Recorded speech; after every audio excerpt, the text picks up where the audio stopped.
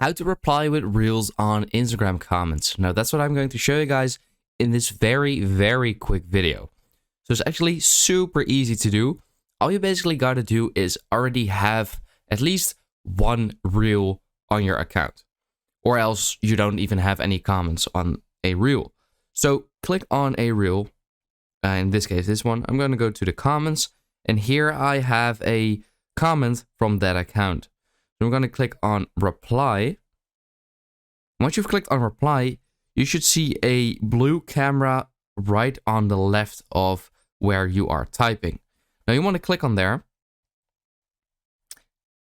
This will open the Reels tab. So now I can just click on record, and I can record a reel just like that. I'm going to click on next, and this is now how the reel looks. And even after that, you can still edit it a bit. You can put the comment you can put the comment in a different place, and now you can click on next and you can post the reel. So it's easy as that.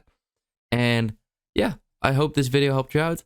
Please leave a like and let me know in the comments, and I'll see you next time. Have a good day.